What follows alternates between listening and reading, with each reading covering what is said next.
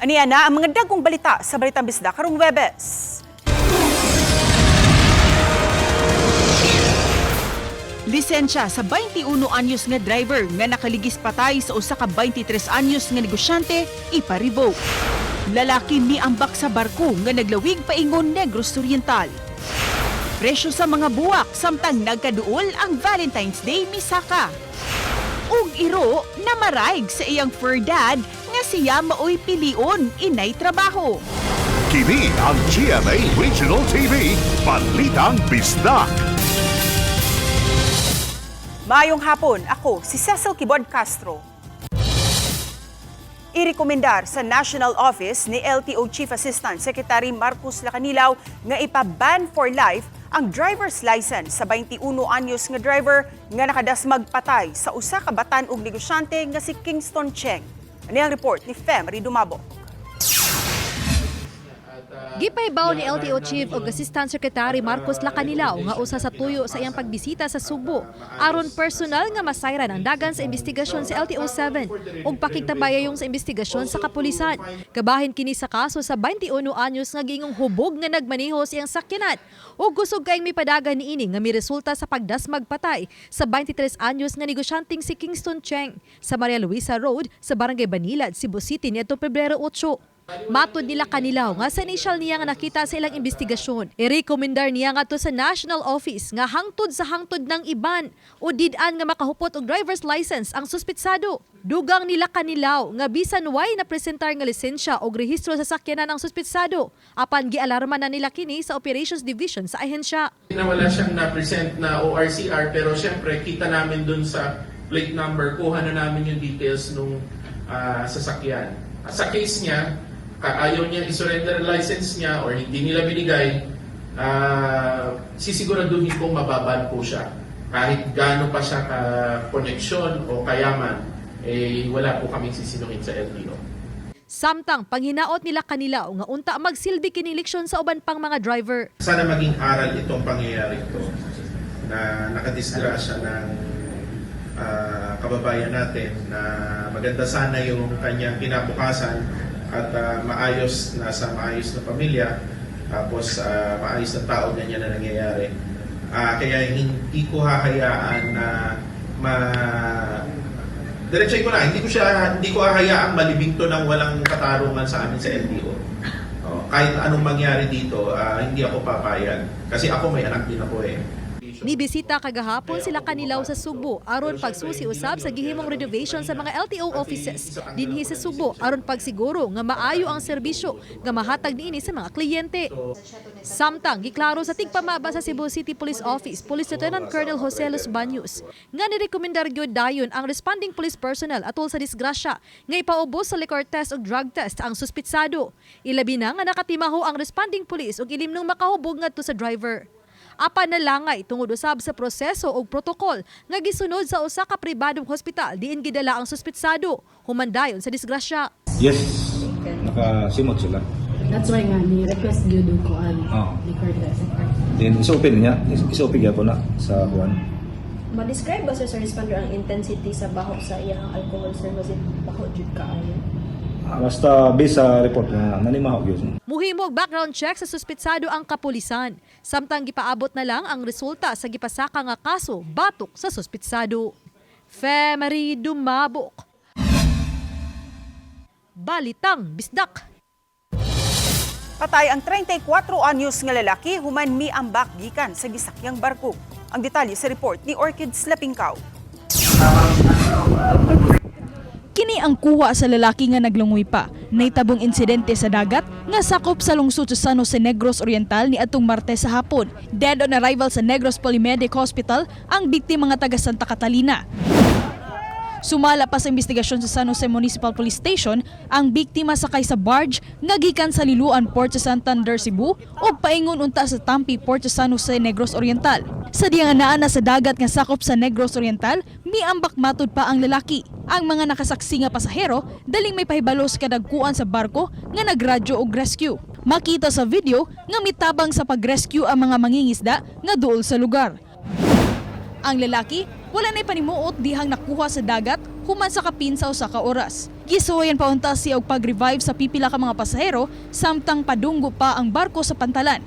Allegedly drunk ni siya, nakainom. Ayun, ingon iyang asawa pan interview, na daw personal problem. Isahan ko ni siya life ring, katong orange gani nga murag tagpabida.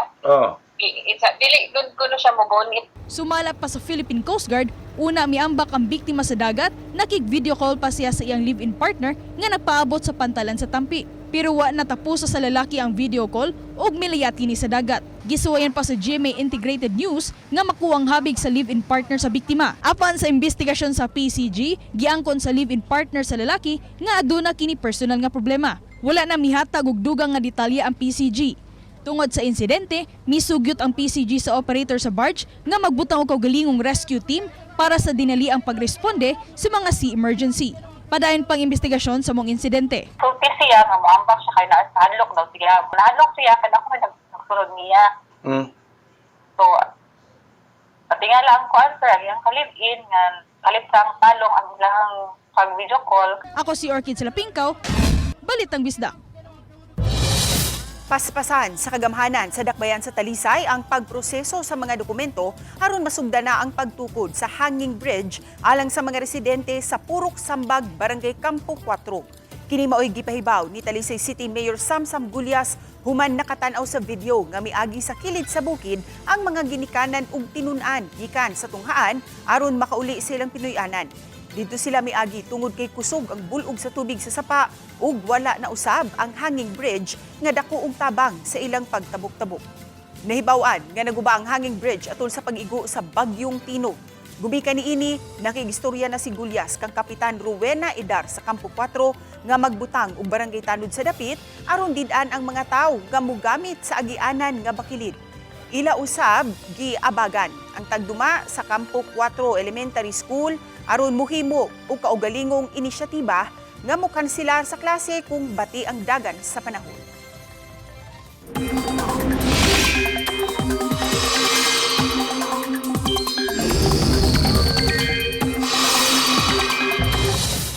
Makasinati gihapon sa pag-uwan-uwan ang ubang lugar sa nasud karong adlaw tungod gihapon sa weather systems. Posible gihapong mopauwan ang localized thunderstorms. Subay sa rainfall forecast sa Metro Weather, adunay kahigayunan nga masinati ang katag-katag nga mga pag-uwan-uwan sa Samar ug Leyte provinces. Lakip na ang dakong bahin sa Sugbo ug Bohol. Masinati ang kusog nga pag-uwan sa ubang lugar. Busa mga kapuso, ang ayan lang nga mangandam gihapon sa hulga sa pagbaha ug sa pagdahili sa yuta. Posible gihapon nga uwanon ang ubang lugar sa nasud. Misaka na ang presyo sa mga buwak sa Carbon Public Market subay usab sa umaabot nga kasaulugan sa Valentine's Day. Sayra natong detalye sa report ni Alan Domingo. Sugod na og kalagsik ang mga manindahay sa buwak sa merkado sa karbon di nagkapuliki na sila sa pagbahig sa kaniyang buwak nga himalitan kaayo na ning pagsaulog sa adlaw sa gugma o Valentine's Day. Adunay mga buwak gikan sa Sugbo ug ubang bahin sa nasod ug aduna usay gikan sa gawas sa nasod sama sa China. Kung ang gugma priceless, ang mga buwak price full nagmahal na ang presyo. Ang Philippine Rose tag 700 pesos ngadto sa 800 pesos ang dosina. Apan mas mahal ang gikan sa China kay tag 1,200 ngadto sa 1,300 pesos ang bundle nga aduna lay na po customs. Mas mahal kung himuon nga bouquet nga may abot na sa 3,500 pesos nga adunay mixed flowers, local ug imported. Ka-Valentine's Day pila na ni? Valentine's Day, umabot sa 4,500 to 5,000. 3,500 Sa karon kung magpa-reserve sila, cover sila sa promo 3,500. Okay, cover pa mas promo, halina. Ang mga imported stargazer o lilies, tag 250 pesos ang buok. Matod nila nga mahal usab ang palit sa mga negosyante gikan sa ilang mga suppliers. Regular price nito 20. Ini ka Valentine's Day 300. Ni mo na ni siya. Dinhi sa Carbon Public Market, makapailin-ilin ta kung unsay atong pamaliton. Dunay labas nga mga buwak ug dunay usay mga buwak nga plastic pero dili sama ka plastic sa imong gugma ha. Kining buwak ka plastic mulungtad kuno bisan og pila ka tuig parehas imong gugma. Sa tindahan ni Rosalie, ubay-ubay usab ang mga buwak nga dili malaya tungod kay mga pinauga nga buwak ug ang uban kadtong ginama sa plastic. Adunay mga customized design sama nining bouquet of flowers nga gi-request kasagaran kuno sa mga estudyante nga giputos og newspaper design nga tag 500 pesos ngadto sa 800 pesos ang presyo. Posible mo mahal na ang presyo sa mga buwak, busa aduna usay nag-una-una mintras affordable pa. Buwak ni advance ni. Advance, happy Valentine's. Oh, para Valentine's. Ganong advance magyod. Kaya para advance man po akong gugma para sa asawa. Ay ma'am, okay ma'am, masay mensahe mo sa mga wife. Magpabilin tang maghingog ba ay permi. Okay ma'am, gikilig si ma'am. Aron masiguro ang kasikas Carbon, nagpahigayon og lumba sa flower arrangement ang mga vendors. Ang budget ta 500 pesos gihuman nila pag-arrange sulod lang sa 5 minutos. Nagpakita lang matud pa kini nga bisan og taas ang presyo apan magpailin-ilinan gihapon ang limitadong budget alang sa Valentine's Day. Hinay-hinay na mo pasaka pod ang mga presyo sa magkaduol, so mas maayong mo palit mo samtang maupay ang unang bagsak sa mga buwak, no? Kung wala mo'y budget para sa buwak, naagitay mga alternatives. Kauban si Clover Lumayag, ako si Alan Domingo. Balitang Bisdak. Kini ang GMA Regional TV, Balitang Bisdak.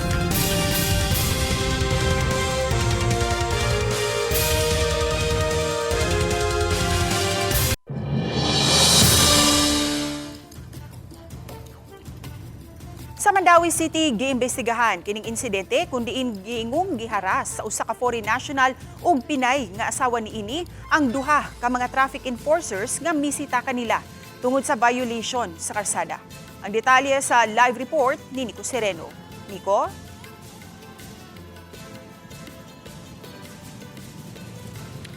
Yes, nakapaukay sa City Hall kining mong insidente butang nga gipapanawagan nila og halapad nga investigasyon. Sa video makita ang SUV nga nakaparada at tubangan gyud sa gate sa Mandawi City Health Office. Taod-taod miduol ang enforcer sa team nga mihangyong isibog ang sakyanan kay nagbabag sa agianan ug nakaungot sa mga sakyanan nga nagsunod. Apan giingong wa musanong kay matud pa VIP ang sakay niini. Napugos ang enforcer sa pag-issue og citation ngadto sa driver sa ubay-ubay nga violation. Wa damhang ang insidente nga nahitabo sa miaging semana miresulta hinuon sa komprontasyon. Wala nun makita sa video apan giingong nasuko ang babae nga pasahero ug lalaki nga foreign national nga miharas sa duha ka mga enforcers. Dili sa nato itugot nga sayon-sayonon lang pud tagharas kay kini atong mga personnel nagtrabaho man pud ni sila insakto. Doon na lang yung mga ubang mga tao, no, na kanang mga feeling entitled ba na kanang sila kunuhay mo insakto nya dili gusto mo violate but dili gusto madakpan, dili gusto maisyuhan. Nagpadayon pa ang investigasyon sa insidente. Nailhan ang driver apan gisuta pa kinsatong nagpaila nga VIP nga gingong miharas sa ilang personnel. Sa sesyon sa konseho niadtong Lunes, gipapasar ang resolusyon nga nag-awhag og lawom nga investigasyon sa nahitabo. Ug sa samang higayon, midaig sa kalmado ug professional nga lihok sa mga enforcers. Ang nagpapasar sa resolusyon, si Konsehal Jen Delmar, miasoy nga nasundan niya ang gisita nga sakyanan. Timing nga ako sa likod, nakakita ko nga gihamag sa foreign guy ang ato ang traffic enforcer. If there was really a disrespect on that part, dapat manubag po sila for the disrespect action. Ani hatag nag-instruction ang mayor to us, no? To me to make an initial inquiry. Nanatay gibuhat actually, nanatay gi pangayong record, nanatay gi interview. Hindi man pud angay nga makita sa publiko. Makita o dili makita nga dili na to respetuhan ang ato mga traffic personnel. They were just doing their job.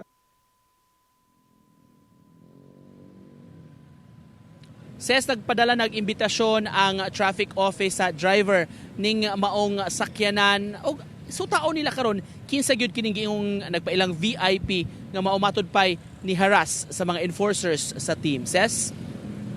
Daghang salamat Nico Sereno.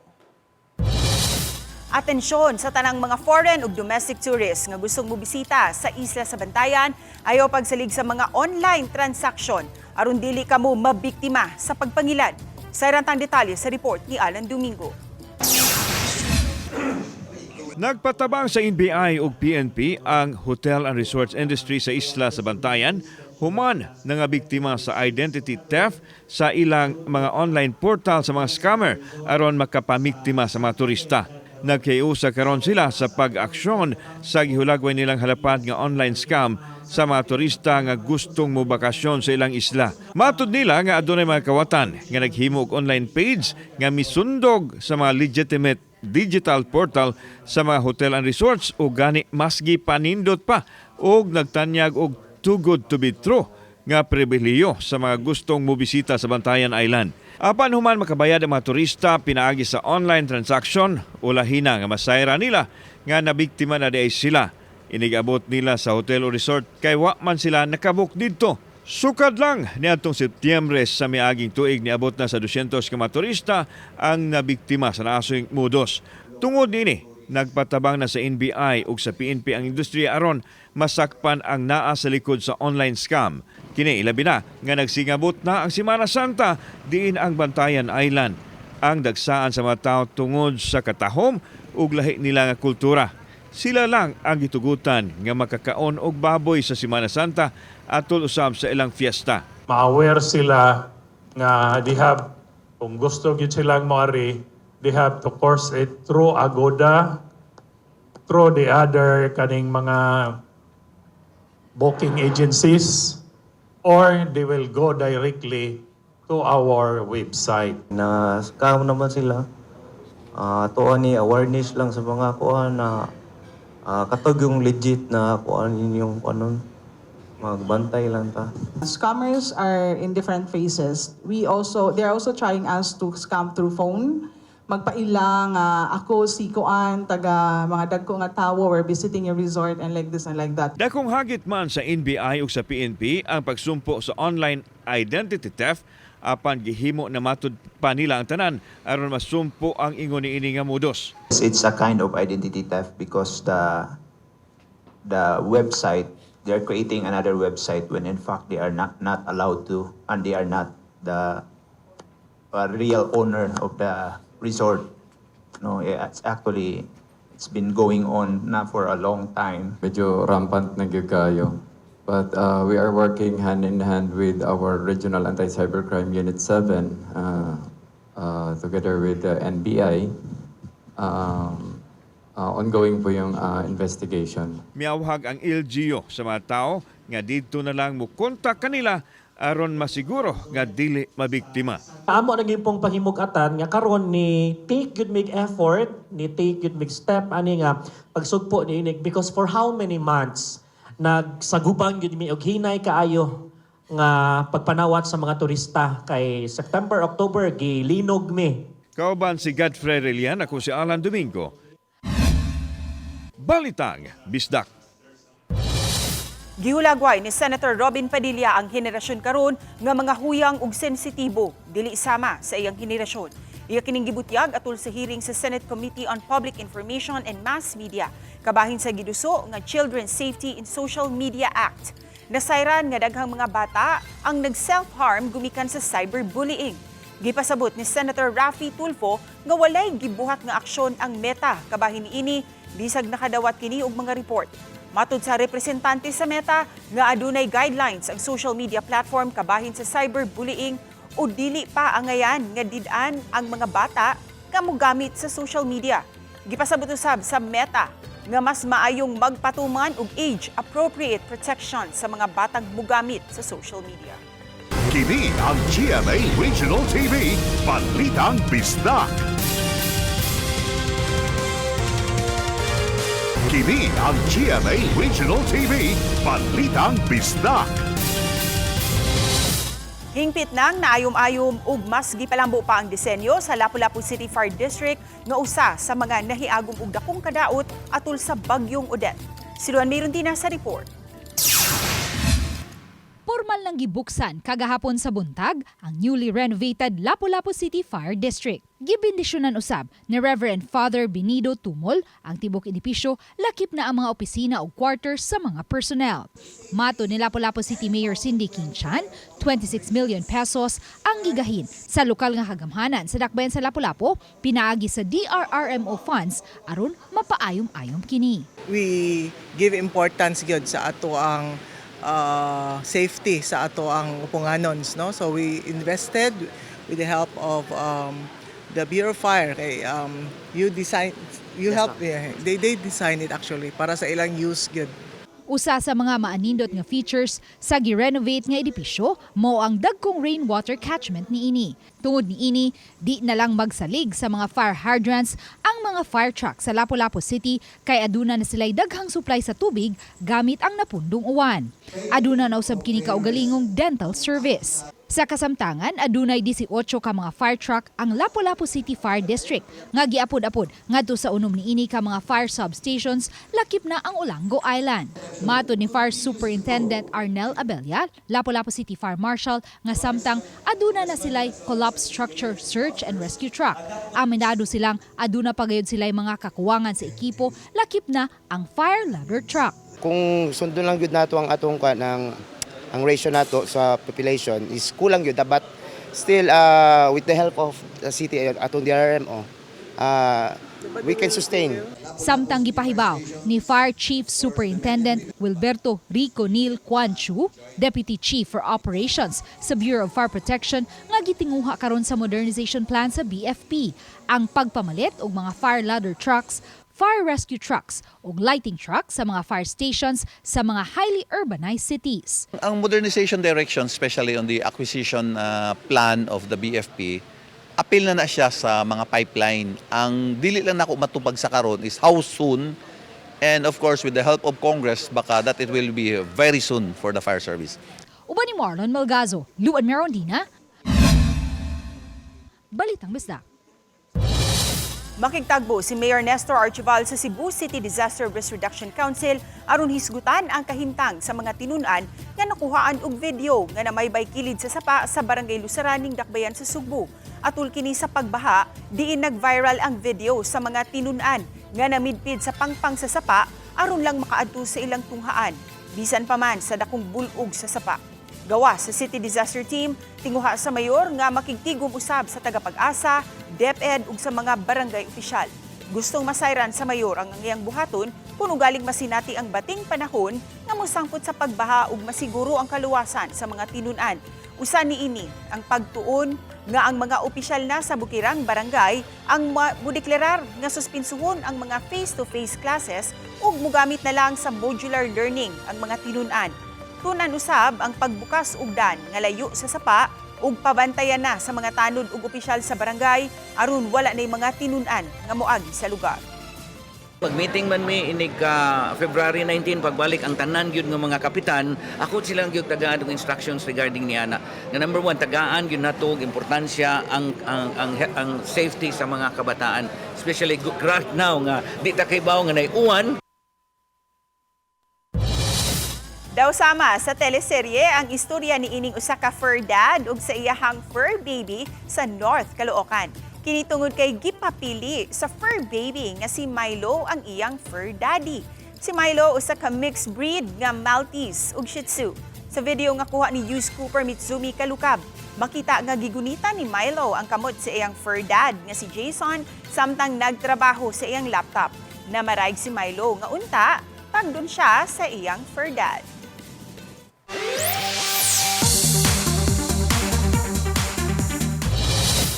Mas level up karon ang kolabanan sa Season 2 sa dance reality show nga Stars on the Floor.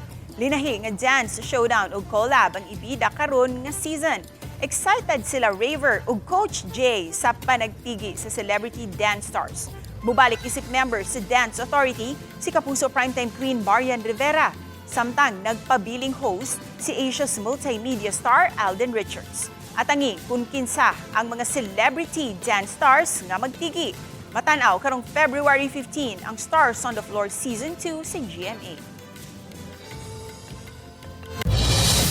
Gi-alerto sa kapulisan ng ilang puwersa sa pagsaulog sa Valentine's Day, ilabi na sa mga establisyamento nga sudlan sa mga tao alang sa ilang intimate moment. Hugot nilang tutukan, posibleng ang pagpamiktima sa mga minor de edad. Diin, nakig-alayo na matud pa ang Cebu Police Provincial Office sa mga establisyamento nga dili tugutan nga makasulod ang mga batan-od.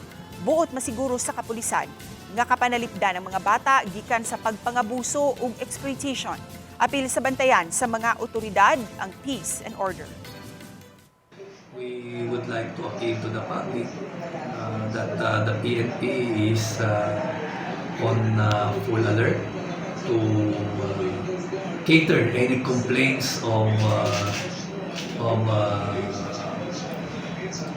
our children being exploited, coordination with hotels and resorts.